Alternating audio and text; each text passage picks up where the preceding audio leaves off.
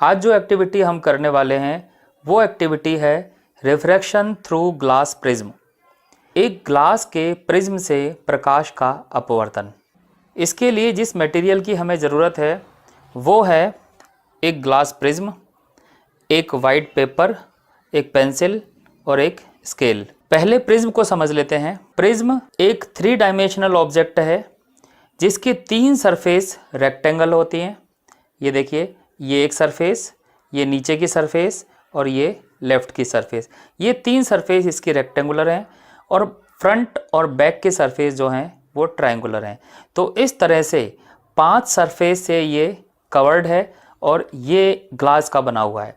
ज़रूरी नहीं है कि हर प्रिज्म इसी शेप का हो या ग्लास का ही बना हुआ हो। ये डिफरेंट ट्रांसपेरेंट मीडियम के भी हो सकते हैं। इस समय ये प्रिज्म एक ट्रायंगुलर प्रिज्म है जिसके तीनों एंगल सेम है। ये जो एंगल है जो ऊपर वाला है इसको हम बोलते हैं प्रिज्म एंगल। इस समय ये एंगल 60 डिग्री है क्योंकि ये इक्विलेटरल ट्रायंगल दिखाई दे रहा है। लेकिन ज़रूरी नहीं है कि प्रिज्म हमेशा इक्विलेटरल ट्रायंगल से ही बनता है। अब हम देखते हैं कि इससे लाइट का रिफ्रैक्शन किस तरह से होता है। तो इसके लिए पहले हमने एक प्लेन शीट पर ग्लास प्रिज्म को रखा। एक्सपेरिमेंट के दौरान ये ग्लास प्रिज्म अपनी जगह से ना हिल जाए इसलिए हम इसको एक स्टेबल जगह पर रखते हैं। लेकिन फिर भी अगर ये हिल गया तो उसको वापस अपनी जगह रख पाएँ इसलिए हम इसके चारों तरफ एक आउटलाइन ड्रॉ कर देते हैं।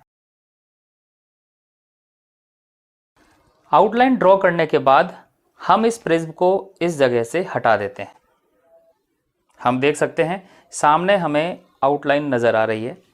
अब इसका हम एक नाम रख देते हैं। इस प्रिज्म का हमने नाम रख दिया है ABC। हम चाहते हैं कि AB सरफेस पर एक लाइट रे इंसिडेंट हो और फिर हम उसका ऑब्जर्वेशन करेंगे कि वो लाइट रे इस प्रिज्म में से किस तरह से आगे बढ़ती है। तो हम AB सरफेस पर एक लाइन ड्रॉ करते हैं। ये लाइन हम एक रैंडम एंगल पर ड्रॉ कर रहे हैं। इस तरह से हमने एक लाइन ड्रॉ की। इस लाइन पर हम 2 पॉइंट बना देते हैं। एक पॉइंट का नाम है P और एक का नाम है Q। ये जो लाइन है ये लाइट रे का काम कर रही है। ये लाइट रे AB सरफेस पर इंसिडेंट होती है और हमें ये देखना है प्रिज्म के बाद इसका पाथ किस तरह का होगा। तो पहले हम प्रिज्म को अपनी जगह पर रखते हैं और फिर AC सरफेस से देखेंगे कि ये लाइट रे वहाँ पर हमें किस तरह से दिखाई देती है। अब हम प्रिज्म को अपनी जगह वापस रखते हैं और ये काम बहुत सावधानी से करने का है। प्रिज्म अपनी जगह पर होना चाहिए और इस पेपर में किसी तरह का कोई मूवमेंट नहीं होना चाहिए। हमने बड़ी सावधानी से प्रिज्म अपनी जगह वापस रख दिया है। अब हम देखते हैं AC सरफेस से हमें ये लाइट रे किस तरह से दिखाई देती है।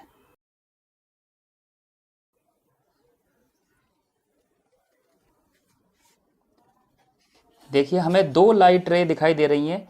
एक तो PQ पॉइंट हमें बाहर दिखाई दे रहे हैं, एक दिखाई दे रहे हैं AC सरफेस के अंदर से।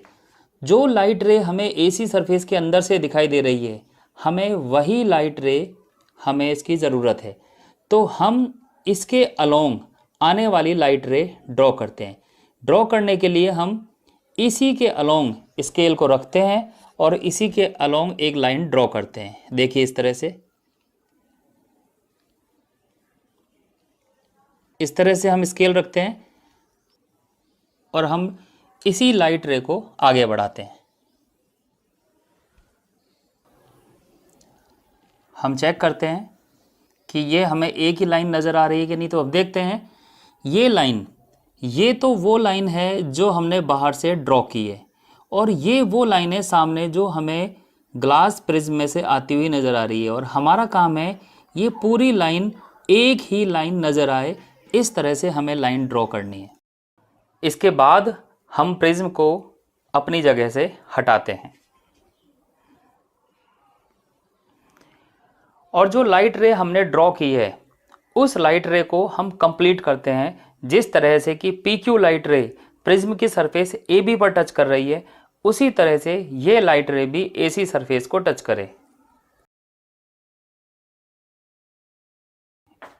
इस पर हम 2 पॉइंट बना देते हैं। एक का नाम रखते हैं R और एक का नाम रखते हैं S।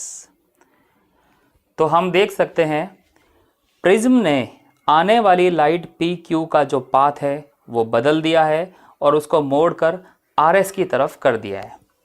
अब इस बात को थोड़ा सा और समझते हैं। इसके लिए हम क्या करते हैं, इंसिडेंट रे यानी कि PQ जिस पॉइंट पर ग्लास प्रिज्म से टकरा रही है उसका नाम हम E रख देते हैं, और जिस पॉइंट से लाइट रे निकल रही है उसका नाम हम F रख देते हैं, और दोनों पॉइंट पर हम नॉर्मल ड्रॉ करते हैं। हमने ये नॉर्मल ड्रॉ किया।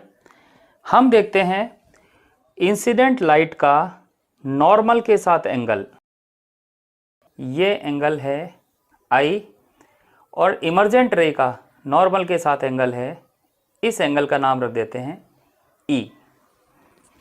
तो इस तरह से हम देख सकते हैं इंसिडेंट रे और इमर्जेंट रे दोनों का पाथ बदल गया है, और इस पाथ बदलने का कारण है लाइट का रिफ्रैक्शन। अगर हम इन दोनों लाइट रेज को आपस में मिलाते हैं तो हम देख सकते हैं जब इंसिडेंट रे एयर से ग्लास में एंटर करती है तो इसका पाथ बदल जाता है। ये जानी चाहिए थी सीधे, लेकिन ये नॉर्मल की तरफ टर्न हो जाती है, और जब ये लाइट ग्लास से एयर में निकलती है तो ये नॉर्मल से दूर हो जाती है। इस तरह से ये प्रिज्म रिफ्रैक्शन करता है और लाइट रे की डायरेक्शन को मोड़ देता है। हम देखते हैं इंसिडेंट रे और इमर्जेंट रे के बीच का एंगल, तो इसलिए इंसिडेंट रे को थोड़ा आगे एक्सटेंड करते हैं